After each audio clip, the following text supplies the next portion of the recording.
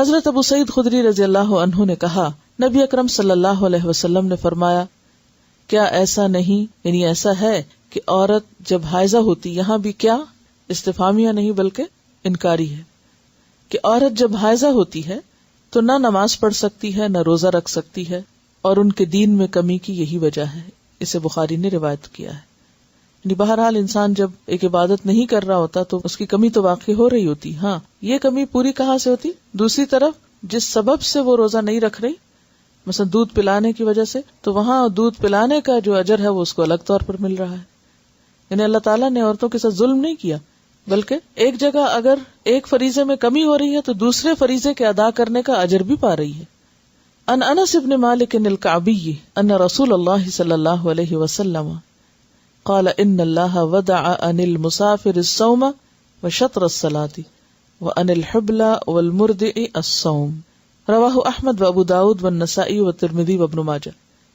حضرت انس بن مالک الکعبی سے روایت ہے، رسول اللہ صلی اللہ علیہ وسلم نے فرمایا، اللہ تعالی نے مسافر کو روزہ مؤخر کرنے اور نصف نماز کی رخصت دی ہے، جبکہ حاملہ اور دودھ پلانے والی عورت کو روزہ مؤخر کرنے کی رخصت دی ہے. یعنی ویسے تو یہ رخصت کس کے لیے ہے؟ روزہ بعد میں رکھنے کی، مسافر کے لیے یا مریض کے لیے. لیکن حاملہ مریض تو نہیں ہوتی، یا دودھ پلانے والی نہ مسافر ہوتی ہے نہ مریض ہوتی ہے، تو ان دونوں کو بھی بعد میں روزے رکھنے کی اجازت ہے. یعنی یہ نہیں کر سکتے کہ اگر کوئی عورت حاملہ اور روزے نہیں رکھ رہی یا دودھ پلا رہی اور روزے نہیں رکھ رہی تو وہ روزے رکھے ہی نہ. نہیں، اس کو روزے رکھنے ہوں گے، بعد میں ان کی قضا دینی ہوگی. قال ابو الزناد رحمہ اللہ ان السنن ووجوه الحق لتأتي كثيرا على خلاف الرأي فما يجد المسلمون بدا من اتباعها من ذلك ان الحائض تقضي الصيام ولا تقضي الصلاة. رواہ البخاری. حضرت ابو الزناد رحمہ اللہ کہتے ہیں، مسنون اور شرعی احکام بسا اوقات رائے کے برعکس ہوتے ہیں. رائے کے برعکس ہونے کا مطلب کیا؟ یعنی انسان کی عقل یا اس کی خیال کے یا خواہش کے خلاف ہوتے ہیں. لیکن مسلمان پر ان احکام کی پیروی کرنا لازم ہے.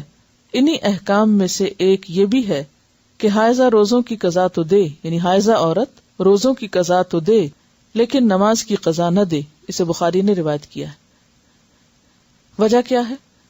کیونکہ نماز ہر مہینے انسان چھوڑتا ہے تو اس میں بار بار ان کو پورا کرنا ایک مشکل کام ہے، لیکن روزہ سال میں ایک بار ہے تو اس کی قضا دی جا سکتی. پھر دونوں عبادتوں کی جو کیفیت ہے وہ بھی مختلف ہے. اور ویسے اصل حکمت تو اللہ ہی کو پتا ہے، ہم نہیں جانتے، لیکن ہم تو بظاہر اگر کوئی ایک بات سمجھ میں آتی ہے تو اسے سوچ سکتے ہیں، ورنہ تو اصل کیا ہے؟ اطاعت، اتباع، فرما برداری. روزہ رکھ لو، رکھ لیا، کہا چھوڑ دو، چھوڑ دیا. نماز پڑھو، پڑھ لی، چھوڑ دو، چھوڑ دی. قضا کرو، کر لی، نہیں کرو، نہیں کی. تو اصل حکم کیا ہے؟ فرما برداری، بات ماننا. کیونکہ کسی کام کے کرنے یا نہ کرنے کی اپنی جگہ ایک اہمیت ہے، لیکن زیادہ اہمیت کس بات کی ہے کہ ہمارا رجحان کس طرف ہے، اللہ کی بات ماننے کی طرف یا نہ ماننے کی طرف. ان کا سوال یہ ہے کہ دودھ پلانے کا سلسلہ تو 2 سال تک چلتا رہتا ہے، تو ایسے میں کیا پھر عورت 2 سال روزے چھوڑے؟ نہیں، 2 سال کی ضرورت نہیں ہے چھوڑنے کی. ایک وقت ایسا ہوتا ہے کہ جب بچہ بہت چھوٹا ہوتا ہے اور اس کی ساری غذا صرف ماں کا دودھ ہوتی، وہ ابھی کچھ کھا نہیں سکتا. جب بچے بہت چھوٹے ہوتے ہیں نا، کم از کم 4 مہینے تک عام طور پہ بچے کو کوئی اور سالڈ فوڈ یا بعض اوقات پانی تک بھی نہیں دیا جاتا، تو وہ کمپلیٹلی ماں پہ ڈیپینڈنٹ ہوتا ہے. ایسی صورت میں اگر ماں روزہ رکھ لے اور کچھ پیے نہیں، کھائے نہیں، تو کیا ہوگا؟ دودھ میں کمی ہو جائے گی. اب اس دودھ کی کمی کا اثر ماں پر تو جو پڑے گا بچے پر زیادہ پڑے. اور بچے کی وہ ایج جو تھی گروئنگ ایج ہوتی، اگر غذا پوری نہ ملے تو وہ ساری زندگی کے لیے سفر کر سکتا ہے. تو ایسے میں اس وقت تو ماں روزہ چھوڑ دے تاکہ بچے کو دودھ پورا ملے. لیکن بچہ جب 1 سال کا ہو جاتا ہے اور بھی چیزیں کھانے پینے لگتا ہے تو دودھ ایک اضافی غذا ہو جاتی. تو ایسی صورت میں جب وہ اور دودھ بھی پی لیتا ہے یا اور چیز بھی کھا لیتا ہے اور ساتھ ماں کا دودھ بھی لے رہا ہے تو اور اس میں کچھ کمی بھی ہو گئی تو بھی اس سے اتنا فرق نہیں پڑے گا. تو ایسی صورت میں ماں پھر روزے رکھ لے، یا پھر سارے نہ چھوڑے، ایک رکھ کے ایک چھوڑ دے. تو یہ انڈیویجولز پر ڈیپینڈ کرتا ہے. اور بعض اوقات بعض مائیں چھوٹے بچوں کے ساتھ بھی روزے رکھتی ہیں اور روزے کے ساتھ بھی ان کے دودھ میں کمی نہیں آتی، ان کی ہمت زیادہ ہوتی.